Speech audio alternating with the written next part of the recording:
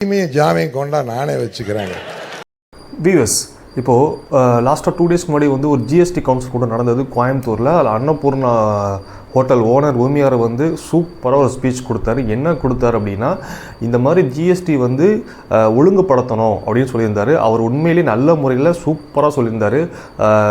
ப்ரெட்டுக்கு வந்து பார்த்திங்கன்னா ஜிஎஸ்டியில் வைக்கிற ஜாமுக்கு ஜிஎஸ்டி இருக்குது. இது இல்லாமல் காப்பி காரத்துக்கு ஜிஎஸ்டி டிஃப்ரெண்ட்டாக இருக்கும், ஸ்வீட்டுக்கு ஜிஎஸ்டி டிஃப்ரெண்ட்டாக இருக்குது. வர்ற ஃபேமிலி பார்த்திங்கன்னா பில்லு போகிறதுல வந்து ரொம்ப குழப்பமாக இருக்குது. அதில் ஜிஎஸ்டி ஒவ்வொன்று டிஃப்ரெண்ட்டாக வருது. அவங்க கேள்வி கேட்குறாங்க. உண்மையிலே நல்ல பதில் தாங்க எனக்குமே. ஸோ இந்த ஜிஎஸ்டி வந்து விஷயம் பார்த்திங்கன்னா வருஷம் நிர்மலா சீதாராமன் அவர்கள் வந்து பார்த்திங்கன்னா மாற்றம் கொண்டு வரான்றாங்க. கண்டிப்பாக கொண்டே வரல. அது இன்னமும் சர்ச்சைகள் பெரிய பிரச்சனைகள் தான் போய்கிட்டு இருக்குது இந்த ஜிஎஸ்டி பொறுத்த வரைக்கும். பெஸ்ட் எக்ஸாம்பிள் உங்களுக்கு சொல்கிறேன். நீங்கள் வந்து இப்போ உங்களுக்கு ஒரு சேலரி வந்து ஒரு நாளைக்கு ஒரு 500 வச்சுக்கோங்க. ஸோ இந்த 500 வந்து உங்கள் குடும்பத்தையும் இல்லை உங்களுக்கு தேவையான பொருட்கள் நீங்கள் வாங்கும்போது கண்டிப்பாக ஒரு 300 நீங்கள் செலவு பண்ணுறீங்க. அதாவது மளிகை பொருளாகட்டும், பெட்ரோலாக இருக்கட்டும், வீட்டுக்கு தேவையான பொருளாகட்டும், இல்லை மருந்துகளாகட்டும், ஒரு 500 நீங்கள் 300 செலவு பண்ணுறீங்கன்னா அதில் கிட்டத்தட்ட அதோட பொருள், அதாவது உண்மையான ரேட்டு வந்து பார்த்திங்கன்னா 100 150 தான் ஆகும். மீதி 100 மேலே போகிறது ஜிஎஸ்டி மட்டும்தாங்க. நீங்கள் இதுக்கு ஒரு உதாரணம் வேணும்னா நீங்கள் கடைக்கு போங்க. அதில் போய்ட்டு நீங்கள் ஒரு 300 பொருள் வாங்குங்க. ஒரு சூப்பர் மார்க்கெட்டில் டோட்டலாக அந்த பொருள் கால்குலேஷன் பண்ணுங்கள். அதோட ஜிஎஸ்டி பர்சன்டேஜ் நீங்கள் அப்படியே நீங்களே வந்து கால்குலேட் பண்ணி மைனஸ் பண்ணி பாருங்களேன். ஸோ 100 மேலே 150 மேலே நீங்கள் கவர்மெண்ட்டுக்கு வரி கட்டுறீங்க. நான் வரி கட்டக்கூடாது நான் சொல்லலைங்க, கவர்மெண்ட் கட்டலாங்க. ஆனால் அதில் வந்து ஒரு ஒழுங்குபடுத்தணும் அப்படின்னு நான் சொல்ல வர்றேங்க.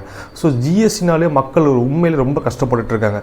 ஸோ நம்ம ஒரு நாளைக்கு நான் சாதாரணமாக 500 சொன்னேன், நீங்கள் செலவு பண்ணுறது வந்து 300 சொன்னேன். ஆனால் அப்படி கிடையாது. நம்ம பயங்கரமாக செலவு பண்ணிகிட்ருக்கோம் ஒரு நாளைக்கு. ஏன்னா இன்றைக்கி உள்ள விலைவாசிகள் பயங்கரமாக ஏறிட்டுருக்கு. ஸோ அதனால் வந்து ஜிஎஸ்டி கண்டிப்பாக அது ஒழுங்குபடுத்தணும்.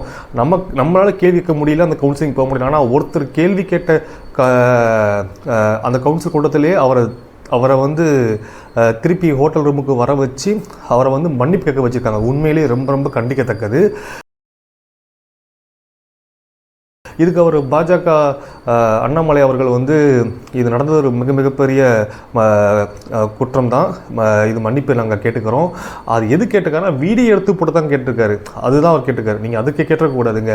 இந்த மாதிரி ஒரு தொழிலதிபரை வந்து கேள்வி கேட்டதுக்காக நிர்மலா சீதாராமன் வர வச்சு அவங்க ஃபஸ்ட்டு உட்காந்துறாரு. அதுக்கப்புறம் திருப்பி எந்திரிச்சு என்ன மன்னிச்சிடுங்க அப்படின்னு அவர் க்ளீனாக கேட்குறாரு. அந்த வீடியோ சூப்பராகவே தெரியுது, விசிபிள் நல்லாவே தெரியுது. இது உண்மையிலே ரொம்ப கண்டிக்கத்தக்கது.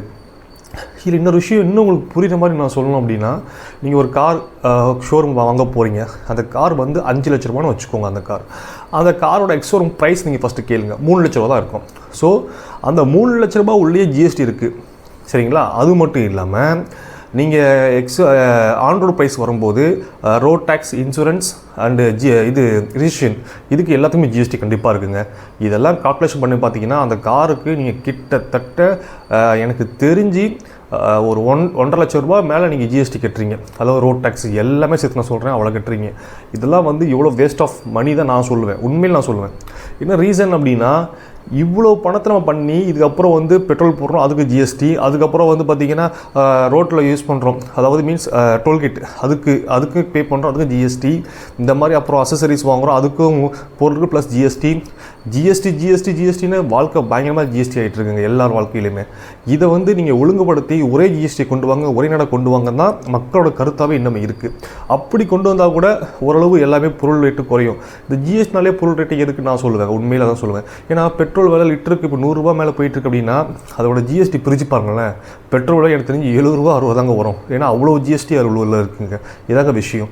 நாடு வளர்ச்சி அடையுது அப்படின்னா இதை நீங்கள் ஃபஸ்ட்டு அடிப்படையானது பெட்ரோல் ரேட்டை குறைச்சா மட்டும்தான் எல்லா டிரான்ஸ்போர்ட்டும் அவங்களோட வாடகை ரேட்டு, அதாவது பொருட்கள் ஏற்றுமதி இறக்குமதி பொருள் ரேட்டு குறைப்பாங்க. ஆட்டோமேட்டிக்காக மக்களுக்கும் அது எல்லாமே குறைய ஆரம்பிக்கும். இது வந்து கண்டிப்பாக இது உங்களுக்கு தெரியும். ஆனால் ஏன் நீங்கள் பண்ண மாட்டேங்கிறீங்க அப்படின்னு நான் கேள்வி கேட்குறேங்க. இதாங்க விஷயம்.